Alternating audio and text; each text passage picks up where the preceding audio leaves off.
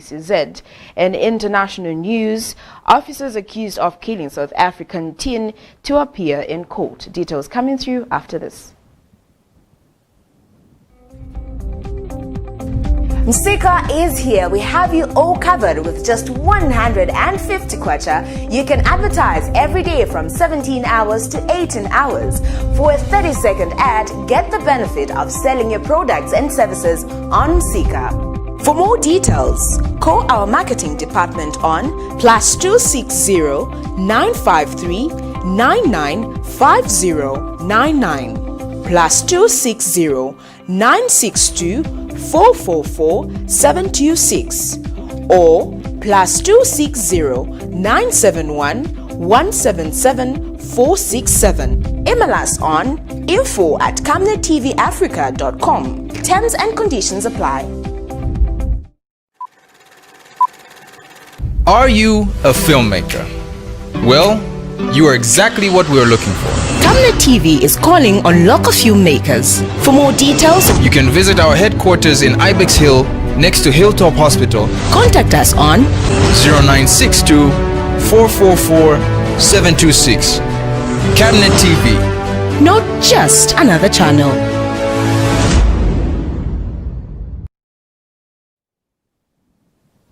And now the news in detail. The Zambia Red Cross Society has partnered with the Lusaka City Council in disinfecting Kalingalinga and Long Acres Market as part of their commemoration for World First Aid Day under the theme Adapting First Aid Practice. Red Cross National Training Officer Evans Chisengalumbwe says the day is important to sensitizing members of the public to have knowledge of first aid, especially now when the country is facing a challenge of the COVID-19 pandemic. He says first aid is life-saving and it should be applied everywhere if need be. He notes that the COVID-19 has claimed many lives, hence making first aid a vital component in fighting the pandemic. The Minister of General Education has announced that all examination classes for primary and secondary schools and third-year students in colleges of education will reopen on Monday, 14th September 2020 as scheduled. Addressing the media Saturday morning, General Education Minister Dr. Dennis Wachinga, however, says non-examination classes under general education will open on the 21st of September 2020. He says this will give ample time for parents to prepare children in non-examination classes for primary and secondary schools as well as college of education. Yesterday, 11th September 2020, during the official opening of the 5th session of the National Assembly, President Edgar Lungu announced the reopening of all learning institutions between the 14th and 28th September 2020. In other news, Hope for African International is delighted with the pronouncement by President Edgar Lungu to reopen non-examination classes under the new normal. Organization Executive Director Chizingwa Daka, the onus is now on the school authorities, teachers and parents to safeguard children who have overstayed at home. Mr. Daka is confident that parents, school authorities and well-meaning Zambians will play their respective roles in promoting compliance to COVID-19 measures. He is, however, disappointed with some education actors who were demanding for a continuous closure of non-examination classes, further demanding for the government to declare 2020 academic year as a dead year. The verification of the ballot papers with participating political parties has taken place at the Electoral Commission of Zambia Saturday morning. The verification process was guided by the staff of the commission. This involved the checking of the packing schedule and correctness of details of the ballot papers.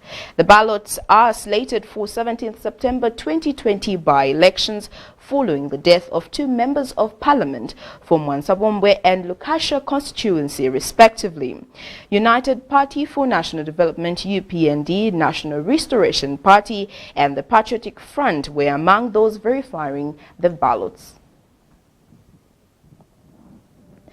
Chikankata District Commissioner Peter Mwinde has praised government for bringing water to the people of Chikankata District. Mr. Mwinde says the people in his district have had challenges in accessing safe drinking water, which is now a thing of the past, as Muslim Social and Welfare Trust, working with government, have sunk 3 boreholes out of the 20 which are expected to be drilled in Southern Province this year. Mr. Mwinde spoke tough about those who will be found vandalizing the properties, saying the law will catch up with them. He stated that the drilling of boreholes is non-partisan and that is free for all.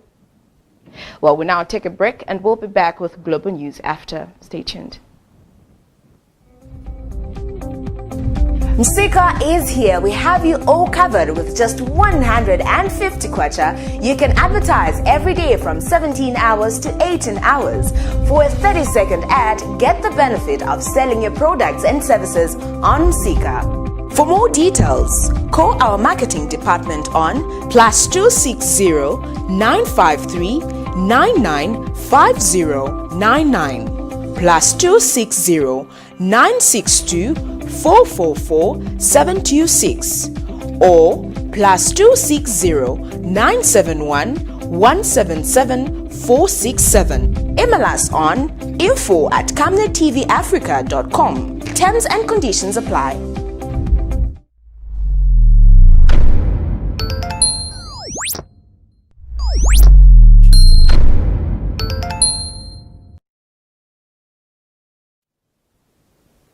You're watching Camnet TV Media News, and now in our international news.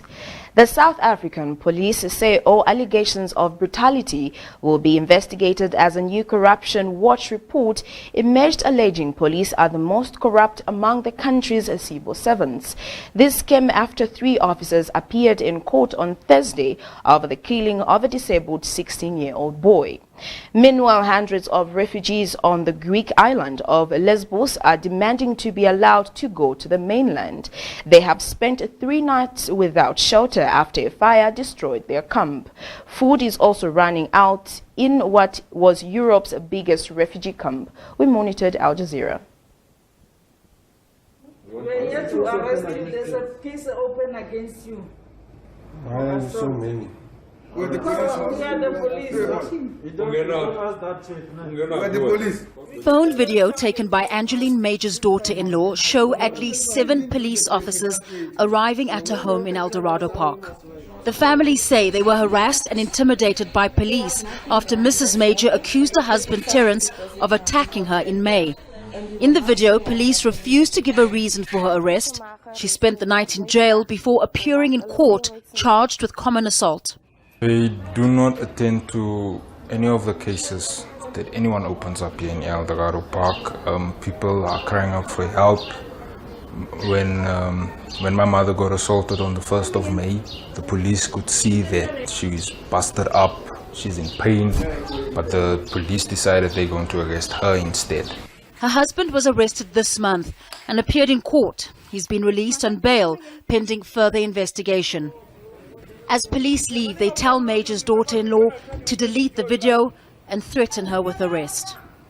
According to the latest Corruption Watch report, almost a third of complaints against police are about the abuse of power, followed by failure to do their jobs. The report also says the police are the most corrupt civil servants. Laverne Sampson's family says she was called to the El Dorado Park police station for questioning in 2010. When she became ill, the family say police prevented them from getting help. A police report confirms she died on the floor of the police station restroom. It was really, I can say, brutal, because when we were sitting there with her, we were not actually sure if she passed on or we were just trying to save her still, but no help came from the police. No help whatsoever came from them. 10 years on from making their complaint, the Sampson family says there's been no response. Police spokeswoman Matapelo Peters says the incidents are worrying and should be investigated. If our communities don't trust us, it takes us back to where we were in the past, where communities do not come to report cases because they don't have confidence. So we need to fix that. It's very, very important for us. Our relationships with our communities mean a lot to us. As these families wait for answers, We need justice. That's all we are asking.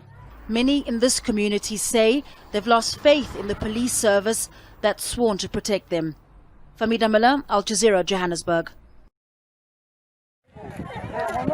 This is the reality for the thousands of refugees on the Greek island of Lesbos, caught between the streets and an even more precarious future. And these are the politicians who are tasked with finding a solution to a crisis that has been gnawing at the European Union. After 5 years of attempts, an acknowledgement from Brussels that it has so far failed to come up with a comprehensive plan. Back in 2016, and we failed because a number of governments blocked a European agreement. And this cost of non-Europe is now evident by the situation on Lesbos. This is where that failure is being felt most. On the roads, where makeshift tents house those left with nowhere to stay. But only 10 EU member states have offered to take in the most vulnerable of those left stranded, Moria's 406 unaccompanied children, with France and Germany taking in up to 150 each. They are the only ones who will be able to leave the island for now. Germany's interior minister defended the decision not to take in more people. Aber wenn wir als Bundesrepublik Deutschland If we, as the Federal Republic of Germany, believe that we can solve the European asylum policy on our own, then the year 2015 will be repeated, because there won't be a European solution anymore. There are also worries over the spread of the pandemic. At least 35 people tested positive for the virus last week, and only 8 have been found since the burning down of the camp. Poland, Austria and Denmark are among the 17 EU members who are giving assistance to Greece for shelter and medical equipment. These tents were set up on the island's military base. Local residents who have grown impatient and angry with the increasingly overcrowded camp have complained that not enough has been done to help those refugees stuck in Lesbos. The situation is for the inhabitants of Lesbos and for the other Greek islands, who have been admirable since the beginning in welcoming the refugees and have now, quite rightly, got fed up with the prospect of, of having to shoulder the burden for the rest of the European Union. At least 33,000 people have crossed the Mediterranean Sea to Europe so far this year. The holding camps for those wanting to escape war and hardship have failed to provide a lasting solution, and it is a problem that is not going away anytime soon. Sonia Gallego, Al Jazeera. That news item brings us to the end of Camnet TV Midday News, but before we go, the headlines once again. Red Cross Zambia commemorates First Aid Day. Stakeholders verify Mwansabombe and Lukasha by-election ballots at ECZ. And international news, officers accused of killing South African teen to appear in court. Well, that brings us to the end. Be sure to join more details of those stories in our main bulletin at 19:30 hours. Thank you for joining me. I am Precious Mzea Sakaleji. Continue watching Camnet, not just another channel. Good afternoon.